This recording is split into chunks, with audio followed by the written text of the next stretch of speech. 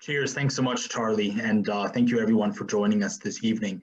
The normalization of relations between Israel and the United Arab Emirates, Bahrain, Sudan, and Morocco in 2020 altogether constitute the most significant diplomatic success in the region since the Egypt-Israel Peace Treaty of 1979 and the Israel-Jordan Peace Treaty of 1994.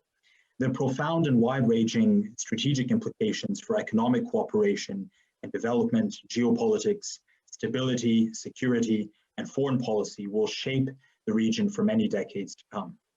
Today, we're very pleased to welcome two dear friends, one from Israel and one from the UAE, respectively, to discuss some of the social, cultural, and economic implications of the Abraham Accords. Our first guest, Dr. Nir BOMS, is an Israeli academic and research fellow at the Moshe Dayan Center at Tel Aviv University, as well as a member of the board of the Israeli Council of Foreign Relations. He was formerly vice president of the Washington, D.C.-based Foundation for the Defense of Democracies. He is the author of Expat-ing Democracy, Dissidents, Technology, and Democratic Discourses in the Middle East, and has published over 300 different articles across global and Middle Eastern regional outlets. Our second guest is Ahmed Obaid Al-Mansoori. Ahmed is the founder of the Strategist Center, a think tank focused on Middle Eastern geopolitical affairs. A former member of the UAE Federal National Council, the legislature of the UAE, Ahmed has also held many positions in the government of Dubai. He is known as a pioneer in the development of the exciting UAE outer space sector. He is also the founder of the Crossroads of Civilizations Museum. Thank you both so much for joining us this evening. Without further ado, I'd like to jump in with the first question. And Nir, I'd like to ask you your broad perspective on the Abraham Accords. You know, you've traveled and lectured extensively across the Middle East and North Africa, and have been a long-time advocate for freedom of expression and the promotion of dialogue across the Middle East. What do the Abraham Accords mean for you personally? And can you extrapolate from there about the broader significance for Israeli society?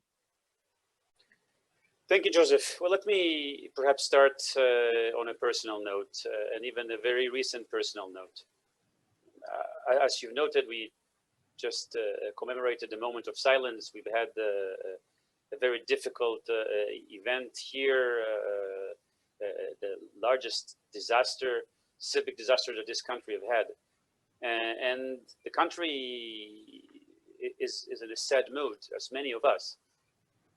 Interestingly, the people who have called, many from throughout the world, I think from the UAE, I got the largest numbers of calls and messages, public and private, of friends, of real friends who called to say, to express condolences.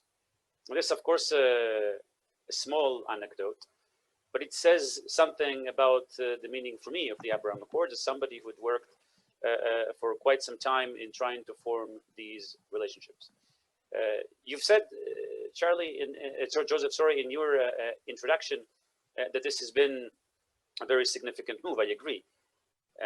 But this is a little different than other peace agreements. In some ways, this is not exactly a peace agreement. Of course, there are a number of other names, normalization, etc. But this is what the meaning of it has to do with the orientation of the region. What I think the Abraham Accords attempts to do is to reorient the direction of the Middle East. They are very aspirational. This is also why names of countries in that sense are not so much mentioned there. There are many other agreements, bilateral agreements, associated with the Abraham Accords, but the formulation of the Abraham Accords is a construct that countries can join. And it's a construct that tries to offer a compass for the direction of the Middle East. And in a way, if we're looking at the new Middle East and the old Middle East, then perhaps a way to frame it would be an axis of resistance versus an axis of renaissance. An axis of resistance that symbolized not just the old Middle East, but what the Middle East had seen in the last decade. Decade that began with the Arab Spring and ended up with collapsing countries with failed state in Libya, in Syria, in Yemen. We've seen what's happening in Iraq. We've seen the rise of Iran. We've seen a phenomenon like the Islamic State, the most fundamental and radical organ that is able to take advantage of failed states and create a peg in that lasted for a number of years despite this whole coalition that stood against it. And this is scary. This is scary for many of the young people in the Middle East. You see that in public opinion polls. You see this certainly in the Gulf. And the axis of Renaissance is about understanding that we need to join forces, fighting radicalization together. We need to understand that the US, for example, may not be in the Middle East forever. We need to understand that if we're not going to deal with our own problems, nobody else is going to do this for us. And this is why we need to create a stronger regional alliance of moderate forces. This is why we need the Abraham Accords. This is really, I think, broadly speaking, the real geopolitical importance of this framework. Fascinating. Thanks so much, Nir. And I like the way you put it, the axis of Renaissance sort of marking a new era, an era for allied moderate forces, moderate Arab republics and Arab states and Israel to come together to really sort of push forward economic, social, cultural development and prosperity in the region. Ahmed, I'd like to turn to you now. And I'd just like to say that in addition to Ahmed's work in government and in business development, he's also the founder of 3 remarkable museums under the trade name Crossroads of Civilizations. And Ahmed's museums aim to promote multiculturalism, tolerance, and positive coexistence in the Middle East. Ahmed, could you tell us a bit more about your work in promoting coexistence in the region, what the Abraham Accords mean for you and for broader Emirati society? Thank you very much, Joseph. Thanks to everyone, and my condolences to the victims and their families, and may their soul rest in peace. And Assalamu alaikum jami'an, shalom to everyone, all the time. As you mentioned, in the museum, I believe like in the museum is the place, it's a platform where people, when they come in it, they put their political hat outside, they come there with their curiosity. They come journey the history, and most of the journey the history, if you look at it, we have lots of positive things, lots of positive interactions, lots of bridging items, situations, events that can be highlighted and demonstrated in history. I believe like through religion, through history, through culture, we can promote more bridging, and at the same time we can cement the bridging, because museums reflect the actual culture of the people, actual culture of the country. I'm as an individual, the owner and the founder of the museum. I have support from the government by giving the house, and also we have support from the government. We conducted, a big conference and exhibition with Israel together,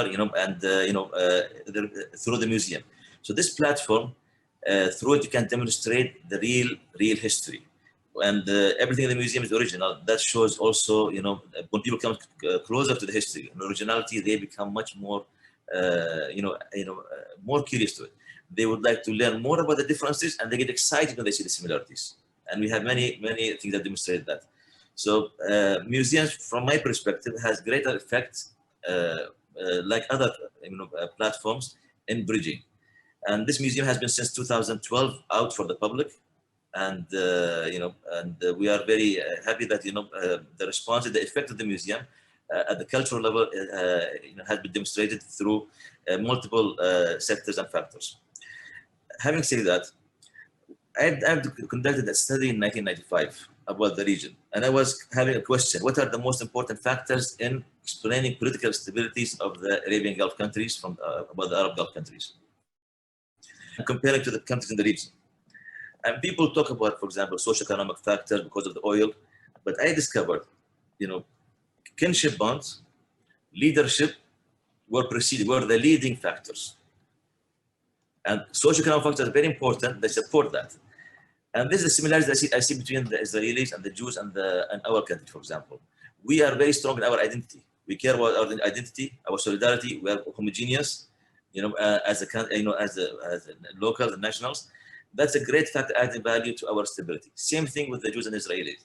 By capitalizing on the values, capitalizing on the culture, capitalizing on their roots, that will add value a lot in stability.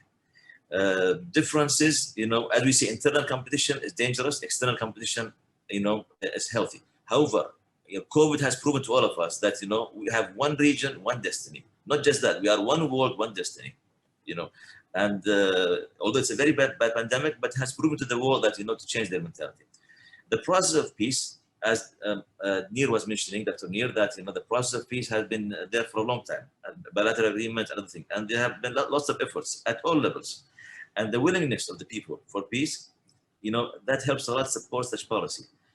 Although we have, the leadership have signed about the peace agreement between leadership, everyone after that from our side, in different sectors, they're trying to translate that political statement, that diplomatic statement into reality, into tangible efforts.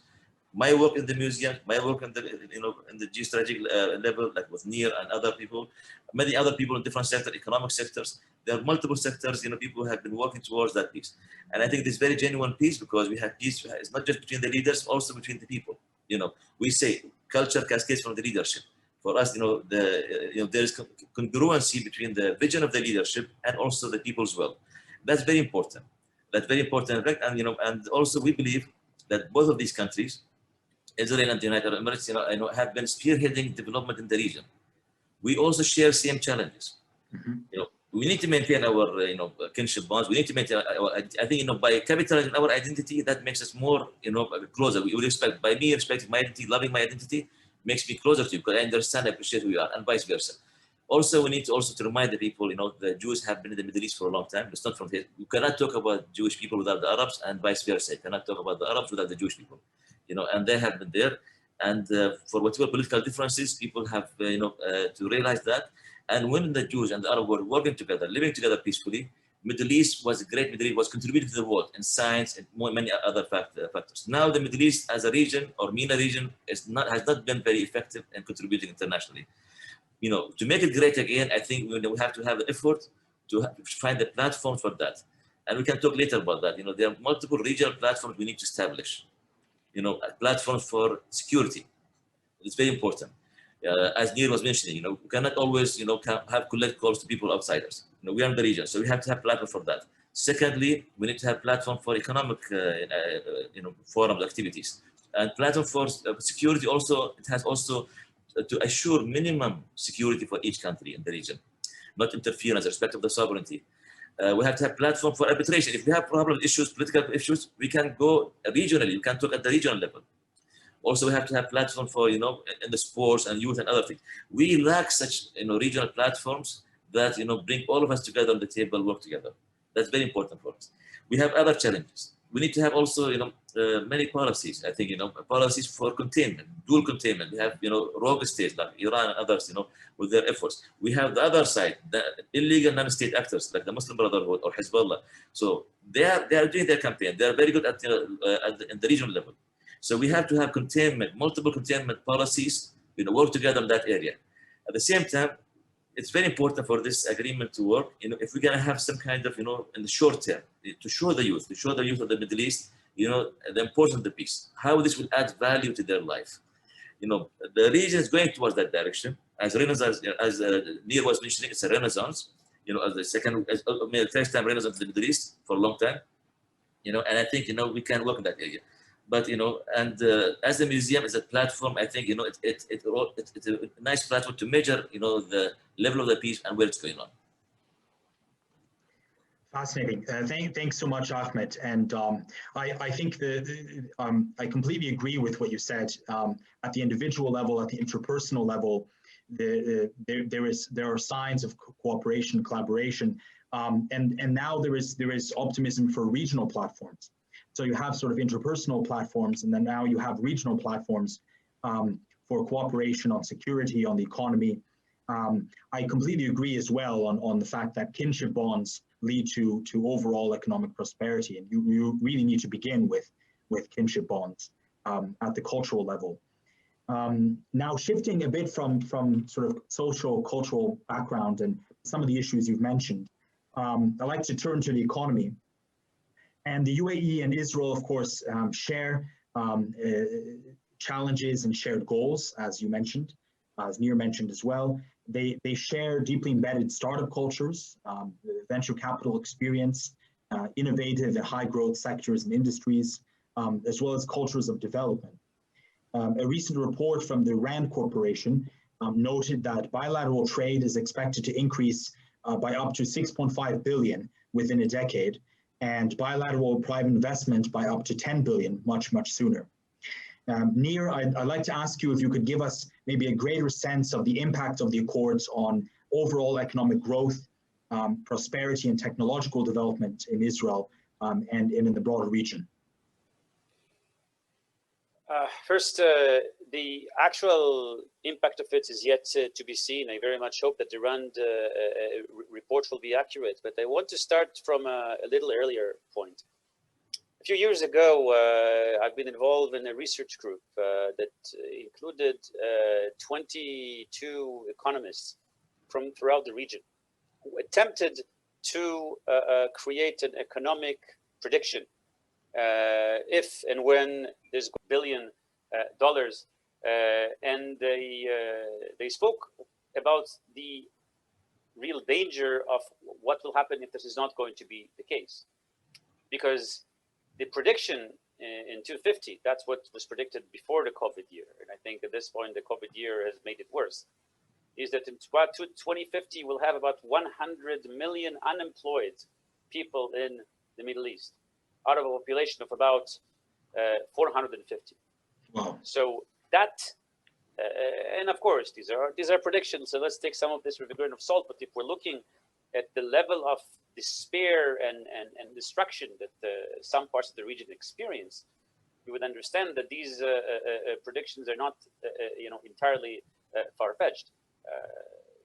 Egypt is not necessarily able to manufacture enough jobs for its youth, not even to begin to mention Iraq, Syria, Yemen, that are still very much, Lebanon, more recently with the economic crisis.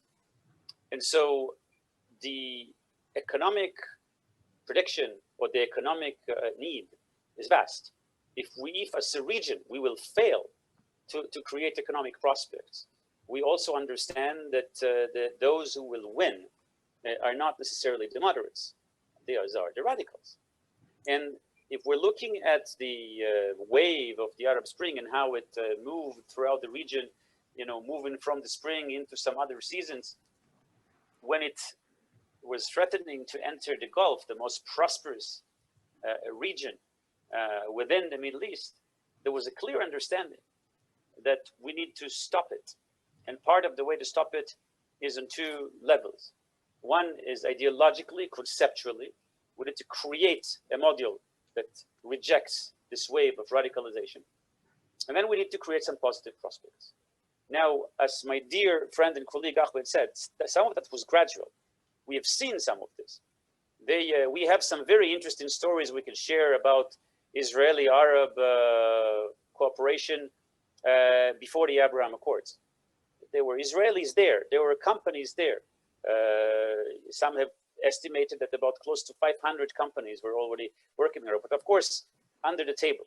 One of my colleagues said that at some point, there was a realization that the space under the table is becoming too crowded. So we need to go above the table and trying to find a little a space that will enable to do some other thing. And in many ways, this is what had happened. Now, what we need to do now and what we were seeing with a series of agreements and conversation that I see as I'm also now involved with a forum that deals with connecting scholars from Israel and the Gulf, and you have a number of business groups that we follow. You have these conversations that deals with specific problems: environment, water, desalination, energy, technology, figuring out where there are good solutions, saying now we are given the credence of, we're given the green lights to do this more publicly and to explore some things together. Interesting things have happened already with COVID. Training of emergency services, procedures, and this is still at the beginning, but a lot of positive things have happened. That's important. If we will fail in the economic horizon, we may fail in other horizons. But the success is going to show that this notion of peace and tolerance actually leads to prosperity. And these are the magic words here, because part of what we need to prove and part of what the Abraham Accords attempts to do, if you look at the language of them, because that's exactly the quote in this order. We're trying to fight radicalization, pursue peace, normally in order to bring to prosperity. And this is the message for the young people in the region, saying that if you will follow that path, you will be able to better your life. You'll be able to fulfill your dreams. That comes from a very pragmatic perspective. And hopefully, we'll be able to do more of that while fighting those opposition forces that attempts to destroy all of this. Thank you, Nir. No, that's quite fascinating. The idea of economic development as a sine qua non for peace in the region, and sort of as a first principle around which all regional actors can ally around. I think speaks really to the importance of the Accords, but also to sort of the importance of the upcoming years and this great opportunity that we've been given. The opportunity of the states in the region to take advantage of these agreements, to continue to develop closer economic ties across all the different industries and sectors that you mentioned. Ahmed, I'd like to ask a very similar question of you. Ahmed, of course, you've had a hands-on experience in business development for many years. You've been a pioneer in the development of the exciting UAE outer space sector. Recently, the UAE became the first Middle Eastern country to successfully send a spacecraft to Mars, and a fifth country in the world to do so. And one of the most interesting areas, of course, of emerging Israeli-Emirati cooperation is in the space tech sector. So I'm wondering if you have any insights on how emerging collaboration could shape this fascinating space, and beyond the unique sector. How do you think the Accords will shape technological development, innovation, and economic growth in the UAE and across the region? Thank you very much, Joseph. Thanks, Nir. As you mentioned, the economic platform is very important, and we as a country, if you're going to summarize this country in one word, is development. We are focusing on development. To be fully developed, you have to also depend on your own people. Our experience in the space when we started, let me just be very frank, because this is very important message. When we communicate with countries, at that time, and from the West, all of them, they say, we're going to sell you the satellites, and then we're going to teach you how to operate. That's why I went to Korea. We decided to go to Korea because South Korea, they know that it's a national pride for us to build something ourselves. So they helped us to, in all all stages, from setting the standard specification to the design to manufacturing. And once we had our first satellites up, we were part of the, Scorpion Committee in the United Nations, helping countries for getting the images for them. For example, when there was disaster in Japan, I tried to help them separate between the, the radiations of their nuclear plants and from the smoke from the fires. We worked in Haiti, other places with the United Nations, free as a country. So as the UAE is a peaceful country, as a very responsible actor internationally. So if you talk about development, economic development, it cannot be just selling to people and expecting them, as consuming society, to be very, you're helping the capitalists, but you're not helping the country. We have to have policies, and Israel has to open up, in terms of know-how transfer, help countries to help the people, teach them how to build their sectors. But being only to sell from one direction, I think that will not be, because other doors are open in Asian countries. So it's very important to have this, to get rid of psychological barriers and and to help countries to develop their other sectors. There are multiple sectors, and here we can fight radicalism, and and we can fight all of the enemies of the peace, all of the enemies of the success of both countries. By having the youth of other countries have future, and when they have something to do. Not just, they have to work so much hard they can buy something. No, teach them how to develop. That's very important. If you talk about, economic development, education also one of the pillars for economic development.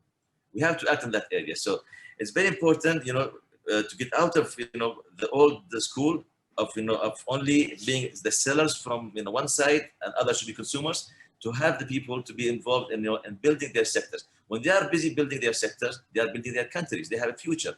If you want a good Middle East, you want to have the youth see the future. Most of the youth in the Middle East, they don't see the future. In many countries, they don't know, they don't have any future. You know, they have the policy of hit and run. They don't see there's no vision for them. Look at the unemployment rate that, you know, what Nir has mentioned, and it's going to be much more than that. Let them get involved in that. That's very important thing. So know-how transfer is very important. Secondly, you know, the cooperation when we had, you know, with South Korea and other countries, Japan, United States, it all wasn't the research. I'm not involved anymore in the space right now, but I know it's continuing as the same path, same platform we have established there. It's based on the research, based on, you know, people have to learn. It's very important. People have to have, you know, have sense of ownership. And that's a sense. And it's very important, you know, to involve the youth. That's what I said from the beginning. You know, we need to have, you know, quick gains for the youth. We have to see the benefit of that. We don't want to create jobs. We need to create economies that generate jobs. That's very important for us. No, it's not about, you know, we open the drawer and we have 100,000 jobs here. No. You know, we need to create the economies. You know, so there are so many economies. They have lots of capital, but their economies do not generate jobs. How can we do that? You know, we have to go through the process. We have to invest as both countries. You know, in a third country or some areas where they have land, where they have potential. You know, people to work. They have unemployment rate high. Employment rate is very high, so we can do projects with them. So economic development is the key for success. And the best way to fight radicalism and terrorists and fight all of these people who are against us, against the peace, you know, whether they are, you know, rogue state or whether they are illegal non-state actors, or whether they are based on ideology or based or politically motivated, you know, because, you know, success has a challenge. We have multiple challenges by then, you know. So is that through education, and not just education by, you know, telling them what to do, what's right, what's wrong, you know, through involving people. Then, you know, because those unemployed people, you know, can be a great asset, you know, sadly for those people, you know, because now terrorism has improved. It's not like before. Before you talk about loners, now you have countries. The last case we have with the ISIS, they can claim that they are a state. So, you know, and they became like a private shareholder company, and people coming there and getting involved there. So we need to work in that area, and we need also to understand and to analyze, you know, the social aspects of the societies here. Based on not Western criteria, based on the criteria that fits the region. We have to create our own criteria. And one of the great scholars in that area, he passed away, but, you know, his book I recommended is called Ali Wardi. He's Iraqi, you know, and he's the best person who set the criteria for analyzing the region, you know, especially the Arab world. And you can learn from that, you know, how people can be recruited here and there, which direction people can go, what are the motives, what are the key elements, psychological and social and societal elements that are the roots for the decision making, which direction to be taken. So we need to work on these areas a lot. You know, I mean, if an individual successful has enemies, always, you know, how about if two countries are very successful? We don't want to be the only successful country in the region. We need to make sure that, you know, our region, you know, this success is spread everywhere else. We have to share that. You know, both countries face the same challenges, but that makes us more resilient, more independent, more resilient, you know, and we have lots of similarities. At the same time, we need to capitalize on that. You know, in war, you make enemies, but in peace, you make more enemies. That's what we learn, you know, because, you know, peace is success. You know, peace and leads to stability, and that stability leads to economic development, to prosperity. Without peace, you cannot have prosperity. Without peace, you cannot talk about economic development. You know, they are not against each other. So we need to have political stability, economic stability, not just for us. We are very successful in our region, but we need to make sure this to expand in the Middle East from that aspect. Thank you, Ahmed. I think you very succinctly summarized the interrelationship between political stability, education, and economic prosperity. I think you're absolutely correct that education and economic opportunities both fight radicalism and at the same time uplift populations and give them a sense of hope moving towards broader development. As an academic, of course, I'm always excited to see and learn about knowledge dispersion and potential areas of educational and academic cooperation. I'm sure Nir would also be very interested and knowledgeable about this area as well. Which leads to sort of my next question, more of a hypothetical question, but very broadly speaking, for both Nir and for Ahmed, what would you like to see achieved in the region, say in the next 10 years, as a result of the Accords and as a result of assuming we saw greater economic integration, educational integration, collaboration in these new innovative sectors. What would you like to see as a result of these agreements? Nir, maybe start with you. Look, conceptually, since we're now marking a decade to the Arab Spring, I would like to see more spring and I would like to see less winter. And what does a more spring look like? Well, it looks like a more prosperous region, a more friendly and peaceful region. I would like to see that the energy, the positive energy that started, will be able to move toward the more difficult parts of the region. I would like to find a way to bring this dynamic into the Israeli-Palestinian conflict. I already saw that a number of people have asked questions about this. And I very much believe that if we have a chance of moving the Israeli-Palestinian file forward, partly it is adopting this idea that we need to engage and we need to normalize. And if you want afterwards, we can relate more specifically to that. But in 10 years, I would like to see other countries join. I would like to see the place of Israel being more acceptable and secured in the region, so that all of us will be able to spend more time on integration, economic growth, prosperity, youth and education, and less time on militaries, F-35s, and cyber wars. Of course, this is aspirational. We're not there yet, and a lot will need to happen until we'll be there. But part of the vision is to aspire to a time where we'll be able to deal with things that matter more, and where you will have a degree of acceptance, so the Middle East will be able to look, begin to look a little different. I think for those of us who've traveled in the Gulf, certainly should spend some time in places like UAE, you can already see a different model of what the Middle East can potentially look like. And I think if you ask young people in the region, this is clearly shown in many public opinion polls. The UAE and Saudi Arabia are the countries that most young Arabs from Egypt, Syria, Iraq would like to spend more time in and would like to live there. These are the model countries. Why? Because they're more successful, because they're more safe, because they will push radicalism away. So these new models, hopefully, will be able to move a little further throughout the region. Of course, every country will need to develop its own model. What's good for the UAE may not be good for Egypt, may not be good for Syria, but some of these principles hopefully will be able to help us create a safer, peaceful, and a more prosperous region. Thank you, Nir. Ahmed, what would you like to see develop, say, in the next 10 years as a result of the accords? I think the key element for me personally, to think beyond security. If you still keep the mentality of security, we're not going to go that. Security is the action, and security is a very important element. We have been, one of the elements of the peace is security. It's a very important element. However, I think the way we look at things, more we are thinking about development, about the future. I would like, to think about security to solve, as the region to have great contribution and solving issues has to do with the global security, food security, water security, environmental security, and security at other levels. I think at one day, as the pandemic has shown us, there are things can happen, are much more important, much more dangerous for us than even, the current and the short-term, medium-term threats that we have from terrorists. We know how to deal with these things. We are very strong at security at our levels, but we need to think beyond that. We need to think development project to involve others. We need to have the youth have the vision. How can we help other countries, to build the same vision? As Dr. Nir was saying, Nir was mentioning the theory that, one model is not good for other, but we have experiences. We can share with them the experience. We need to work at the cultural level. The roots and the values that stimulate the youth in other countries to really think of their future. We need to create the platforms and projects that involve people at mass level. This region has been, absent from the world in terms of contribution in terms of quality and quantity. I think we have great potential. We have lots of academicians in the region, lots of academicians, but we lack practitioners.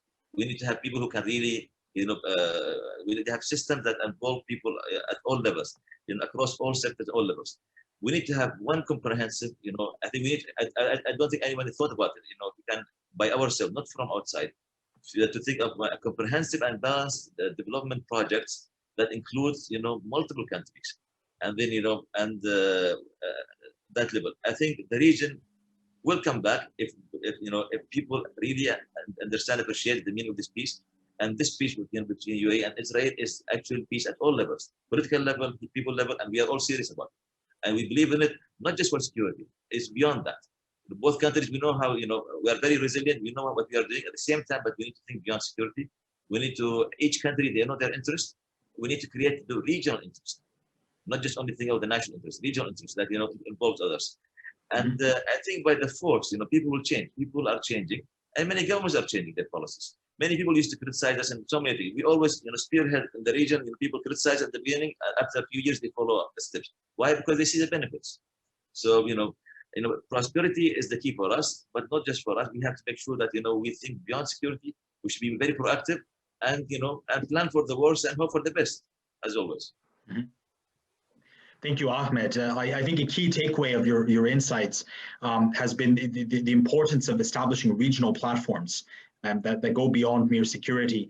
And I think there's between your comments on the importance of regional platforms and Nir's conceptual framework about the axis of Renaissance. There's a lot there conceptually, I think, philosophically and culturally that can be used to spur sort of practical policy development at these levels, which leads me to a question posed by one of our students. A fellow student, a colleague of mine, Stefan from the University of Oxford, is asking, what can the governments of the UAE and Israel do at a practical policy level to assist in the normalization of ties and the development of the region? Let me start and perhaps just also comment on your last comment. Yes, we've dealt a little bit with conceptual ideas, but let me try to bring it a notch away closer to the ground. Perfect. Especially when I'm right next to a very dear friend and colleague who I've met, I think 7 years ago, when the Abraham Accords were not even in the horizon, but you saw somebody who already beginning to work on the ground, creating a museum in that sense, but also getting involved in forming civic society relations. It was because of people like Ahmed that we were able to have these type of relationships. And then if you ask him, he can tell you probably a number of very interesting stories how all of this develops.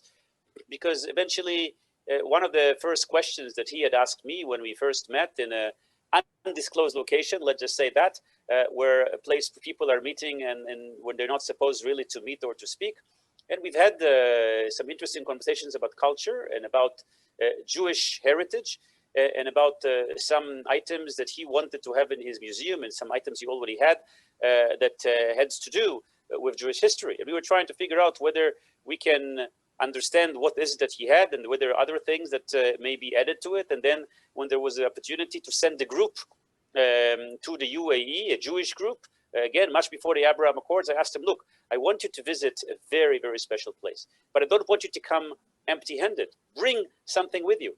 And then gradually, we've helped, I think, bring a number of interesting items. But if I'm following up to a few weeks ago, when Ahmed hosted the first ever exhibition on the Holocaust in the Arab world, in his museum.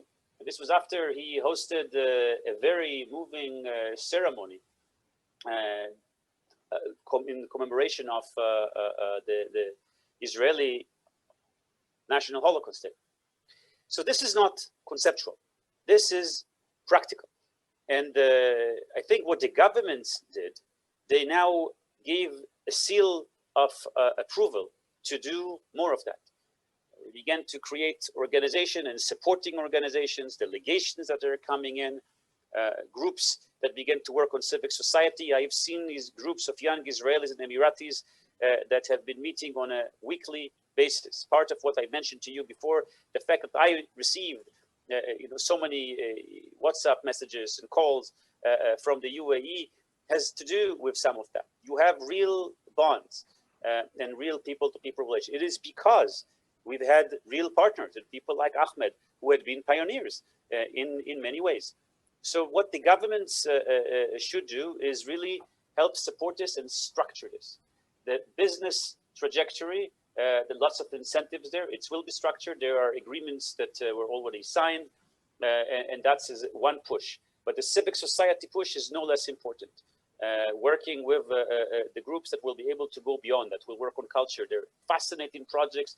I've seen now curiosity about culture, about languages, people from Bahrain and from the UAE that are creating language centers, people that you meet in the UAE who already started to study Hebrew, and the same from our side, people who have studied Arabic and now want to do more of that, now looking at the Emirati dialect. All of these things are very important, and hopefully, I would say again, can serve as a bridge, not just between the UAE and Israel, but for the region at large and toward the Palestinians as well. Thank you so much, Nir. Ahmed, please. Thank you very much. Thank you, Nir. I mean, that Holocaust exhibition and commemoration was a duty, I think, of everyone to not to be in denial and also to present the facts to the world and to help people to get educated about the Holocaust. Very important for Holocaust. But what happened was, a very bad. It's a tragedy that should not be repeated again. And each one of us should really work towards how to stop this thing to happen. I cannot say something beyond whatever Nir has mentioned is accurate. The key word here: how can we institutionalize these efforts from individual level, other levels, and create such platform and go from there.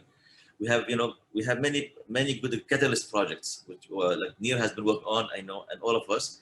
And this catalyst project, has paved the way at all levels. I think, without talking about any specific thing, but when you have peace at only leadership level, without involving the public, it's difficult. Always we have to involve the public. And the good thing about this speech, I remember, when the phone call happened in between both leaders and with President Trump, when the phone call happened, this was, it was the platform before anything else. It was very clear, and after almost a month, then the signing happened. That was very interesting. Involving the public, trusting the public. I think this is, public opinion is very important. As they say, one of the greatest scholars was saying, public opinion is a sector by itself. In anywhere you are. And so that involvement, you build a gradual sense of ownership. That's very important. Institutionalization, having regional platforms. Security is very important, but also beside the security, you have political platforms.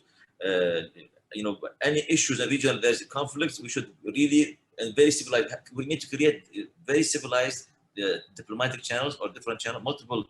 We need to play on different diplomacies, not just political. Public diplomacies, tribal diplomacies, religious diplomacy, think tank diplomacy. There are multiple diplomacies. We need to re-institutionalize that one so we can go to the region. Also, we need to know what the people want in other countries. What people want, what the youth want. We need to start from where our stakeholders, our other actors in the region, they want. It's very important. And also, as you mentioned, Joseph, economic development is very important. So economic, because with economic development, it comes after stability, and also sometimes it comes before stability. It depends, which side the country is. So we need to really emphasize on areas that help people to be involved. They need to know that they're important. The youth is very important. To have the vision, to go there. So if we have a very comprehensive strategic planning, integrated planning for the country, work with them. And start and share with them our experiences. That will really help. Also, we know the cultures, the countries, like UAE, other countries, we know the diplomacy of the region. And I think, there are multiple ways we can work on the diplomatic level, on the political level, the regional level. And I think, the incentives, we need to create packages of incentives for peace, not by only economic, multiple incentives. The whole thing is people have to have leadership of their own destinies. The youth, they need to know they have the leadership, and they really want, today's youth, not like before youth. Today's youth are, they understand, with the globalization, their ambition is very high. There should be compatibility between their ambition and the resource that they're having there. You know, before, you know, what happened during the Arab Spring and before the Arab Spring, that it showed to the world, you know, people, you know, there are many threats, many dangers can happen anytime.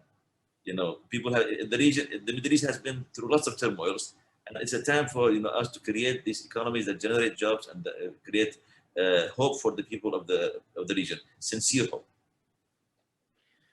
Thanks so much, Ahmed. I think you're absolutely correct.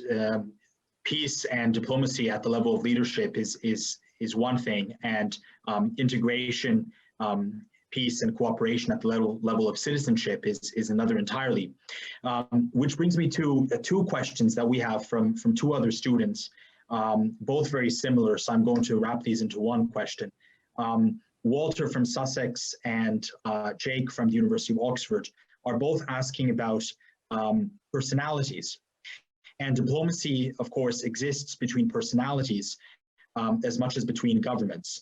The Trump administration, of course, was very keen to advance the accords and was an instrumental player in making these agreements happen.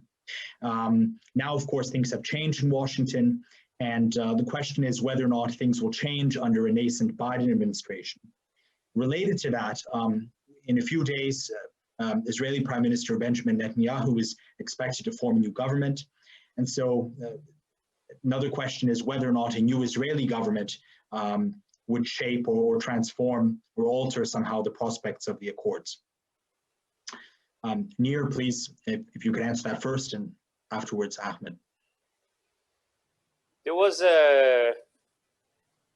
in the time of the election, there was a statement by the Emirati Foreign Minister Ziani in response to a move by the Prime Minister Netanyahu, who attempted to, you know, speak about his achievement, which is very significant in the involvement of the Abraham Accord. And he said very aptly, "We have made an agreement with a nation, not with a particular individual," when he was trying to also make sure that they're not going to be pulled into the domestic Israeli debate. I think that everything we've said so far alludes to this. We want to have time to get into the entire history and trajectory. There is certainly a very significant room and place for the Trump administration, for Jared Kushner, for the involvement and creating the timing of this. But I think that this process may very well have been happening, perhaps in a different timing, because some of the pillars and the changes on the ground had pushed toward this direction. And I think this is, I think and I hope that this is stronger than a particular government and a particular president or a particular prime minister. I think if you're looking at the atmosphere in Israel, for sure, there is a very broad base support for this. This has been something which is considered by many one of the most positive developments, really, not just since 1979, but really something that people constantly say, you know, it's difficult to imagine, and I think we get similar responses from others in the region. Although, of course, every time when you have other circumstances and when the Palestinian file becomes more complicated, and now we've had violence and riots in Jerusalem, and we've had additional escalation in Gaza. All of these things are certainly dangers, and they can certainly also take us a few steps backwards. But I think it's important to understand or to point that the pillars that led to this process are beyond a particular development at a particular moment or just a particular president. They has to do with a process of reorientation that is stronger.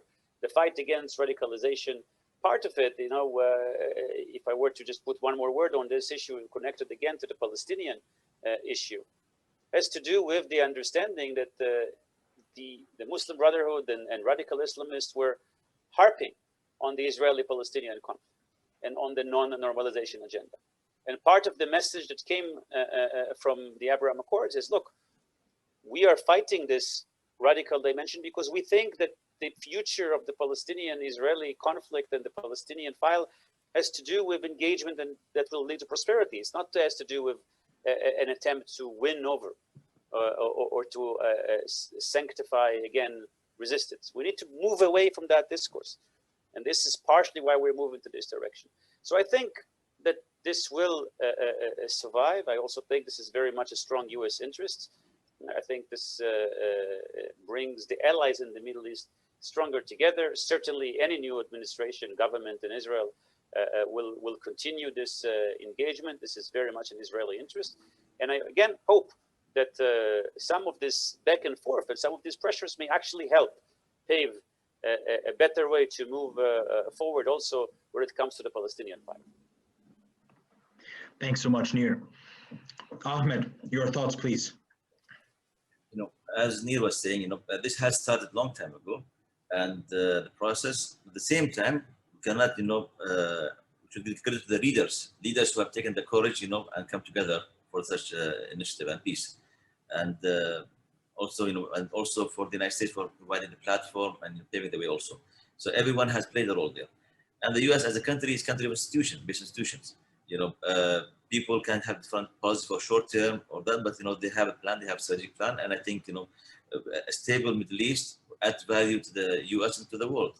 You know, one of the areas, you know, everybody knows when the Middle East was neglected, you know, just before Trump was neglected, you know, what happened to the region? You know, look how many countries went, you know, destroyed and bankrupt, and that affected the whole region and the whole world. And, you know, it's a dynamo effect. You know, if you're going to leave one region, it will affect Europe, it will affect other countries, other regions also too. So I think one of the best things about the peace between Israel and the United Arab Emirates and the countries, other countries, is that, you know, we are creating multiple, you know, levels of civilized levels of, you know, of ways of solving regional problems beyond fighting, beyond, you know, zero-sum game. We are trying to have win-win game. You know, I think the synergy, you know, can really be very high between both countries, you know, because we really need to institutionalize many aspects or many positive experiences or catalyst projects we had at this level. That's number one. Secondly, I think it's very important that at this stage we should have a strategy to really increase our, you know, different multiple level of damage to solve different problems. And I mean, I will tell you, sometimes simple thing, you know, can affect a lot. I remember a few years ago, there was, you know, like a YouTube or something about from the Israeli National Museum. You know, one of the scholars there was talking about how they preserve the Quran there in the Israeli Museum. It was very beautifully, very respectable way. You know, they were talking about the Quran, and she was talking to the lady. This video spread everywhere at the beginning of the WhatsApp at that time. So I mean, people love that. People really, few things touch people a lot. I mean, we cannot estimate or ridicule any effort. You know, it's very important at all levels. Not just, you know, political efforts are very important, but also other efforts. Individual, this such individual, you know, such non-governmental point by itself, you know, is very important. We need to really capitalize on areas we can bridge on. You know, religion is very important, by the way, because we have lots of roots of religion. Also, on ethnicity, you know, it's very important. You know, part of our exhibition and conference was in December. We had an exhibition. We did, you know, with the Health Center in Israel and with the Sephardi's Jewish organizations and with the Bulgarian University. We did, you know, an exhibition about the Jews in the Middle East. So just to remind them, you know, even the Quran says about it. When Israel talks about, you know, Israel as tribes. We have to remind the people of these things. We have to capitalize on such things. And that reassert what Nir was saying is that, there are multiple pillars at all levels for the peace. You know, and any surprises here and there might, in the short term, you know, affect negatively. But I think if we really manage, you know, the sooner we can build such, you know, diplomatic relations at all levels, and all diplomacies at all levels, and involve others, you know, and solve such regional problems. I think, you know, such any surprise, negative surprise, will not affect us, will not affect our peace. You know, I think we need to really work on that area. And, you know, this is the next step. We cannot just have peace and then just lay back, you know, and then relax. You know, success, you know, you have to work for it. Thanks so much, Ahmed. No, I completely agree. I have another related question. I think this will be our final question for this evening, from my friend Charles, also from the University of Oxford. And Charles is asking what other cultural forms of collaboration and in coexistence can be put forward at the interpersonal level. We've spoken about things like museum exhibits or educational academic forms of exchange, platforms for discourse, for religious discourse, for ethnic discourse. Are there any other ideas that you might have for creating that sort of cohesion socially and culturally between say Emirati society and Israeli society? Well, let me perhaps start with something that I found myself saying also previously when I speak to students, particularly to students that are also in the circle of the Pinsker Center. So I know that many of them are involved in Middle East studies and are very much interested in these issues. And I say that we need to remember that this is the Middle East doesn't end in the Middle East. You have students from the Gulf, I assume, in your own university. The kaleidoscope and the human map that exists in the region exists in other places as well, and certainly in places like Oxford and elsewhere. And that means that there's a lot of things that you can do from where you are as well. The UAE, as well as Saudi Arabia, the UAE, if I'm not mistaken, sends 6,000 students every year to study abroad. And that means that you are able to do things from where you are. Of course, now you are doing some of this, you're doing this on Zoom. There are groups like Leaders of Tomorrow, UAE is, Israel is, that brought together civic society, young people from the UAE, Bahrain, Morocco, Israel, I think Sudan, they're still working on. And part of it is a call to action to do more of this. I think the next level that we need to create, and it's not in existence yet, is longer term programs, is ability, the opportunities to create internships to enable exchange. And I will again I will again bring it back to you. I think that if you have a number of students who are interested in this, and if you have somebody like Ahmed on the other side, and you will say, look, I want to have a few people who will doing a cultural project and will go to the UAE and do something on the ground, there's probably a way to try and facilitate this. So I think for those who wants to make it deeper, there's still structures that needs to be built, but there's still ways that even you can get involved from where you are, wherever you are. I saw here from the question that we have people and students from the UAE with us. We have students from Oxford. We have students from elsewhere, and I'm not sure who else we have on Facebook. But I think we have enough people that will be able to create something, and I want to encourage you, especially if we're getting to the end of our time here, to push them and push yourselves to do it. Thanks so much, Nir. 100% agreed on that, and would love to discuss this further. I think there's all sorts of interesting ideas at the academic level for great initiatives that we can put forward.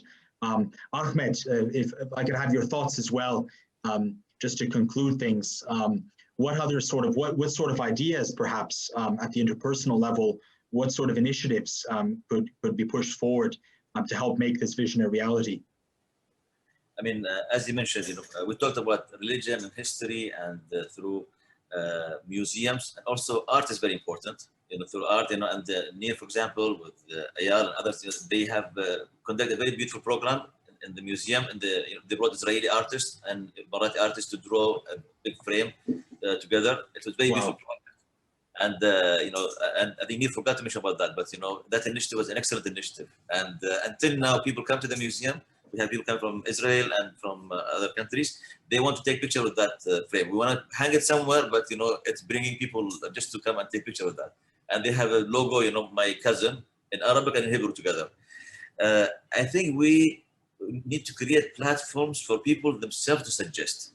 That's very important. And such platforms, I think, because creativity, from the public, it's individuals, for example, as they say. Government roles are very important in terms of promoting culture and values and identity issues. At the same time, but if you want to understand the culture, go to the individuals. Through the individuals, they can have more ideas, creativity. Such platforms are very important to capitalize on what individuals would like to do. Secondly, we need to have also a platform to enhance the trust between both nations. We cannot be in denial. 70 years, and for us 49 years, we have problem. There was a virtual wall, and people have to understand we need to create mechanism for cooperation. From my side, I see very great ideas from both sides, but it takes very time. The intention is there. Both sides are very professional, but the decision process, decision making is much slower because there's no mechanism. We need to create the mechanism for cooperation at all levels. Thirdly, we need to have programs to get rid of stereotypes. We have from both sides, by the way, equally. And multiple. We still, we need to capitalize what we have, and how can we institutionalize it, and also to go beyond that, and involve other countries, involve others, and be more. And we should think beyond tolerance. By the way, there are few words should be changed. For us, for example, we talk about the word tolerance in Arabic is tasamah. Tasamah means embracing, welcoming. Welcoming with heart, fully heart. Tolerance, I know the translation. I personally think tolerance translation different Arabic has different meaning. It means I have to tolerate. I have to tolerate the other side, a pain or something. But for us in Arabic, it's beyond that. So I think this word should change. We have to find another English word for it. It's about embracing, about welcoming, about genuine harmonious thing. So I think we, and also we have to create platforms for people to really, for the synergy. We lack these things so far. It's not about only business, and we need to have professional doctors to meet with doctors, business people, engineers. We lack these platforms. We have only ad hoc level, but we need to have these platforms that will help a lot, and will extend the peace. And technology is very important, as you know, we as in politics or in management or other areas, we have limit. With technology, we can go beyond that. Great. Thanks so much, Ahmed. Wonderful suggestions. And again, I think it would be great for all of us together to continue this discussion, perhaps, and brainstorm some practical ways to move forward at an interpersonal level. I would like to wrap up this great and wide-ranging discussion this evening by thanking our two guests, Dr. Nir BOMS and Ahmed Obaid Al-Mansoori. Thanks so much for your time. We've had a remarkable wide-ranging conversation this evening. We've spoken about bonds of kinship, about leaders and personalities, diplomacy, about economic development in exciting new sectors, everything from new clean tech technologies to space tech and outer space exploration. And overall, we've spoken about the importance of moving towards a new axis or new era of renaissance in the Middle East, moving away from an era or axis of radicalism and towards an era of renaissance in which the Middle East can be really a model, become a model for the world of prosperity and development. And I think a key theme that has come up in all throughout our discussion this evening is that what happens in the Middle East, of course, influences the entire world. And so it's critically important that these bonds of kinship and cooperation, peace and development in the Middle East can be sustained and can continue to move forward in a positive direction so that there can continue to be global impact, positive global impact. So I'd like to thank you once again. I'd like to also thank all of our guests and all of our students joining us from around the world. We've had students from the UK, from the US, from Israel, from the UAE. And I'd like to, of course, thank the Pinsker Center for hosting this remarkable event. Thank you, everyone. Thank you. Thank you.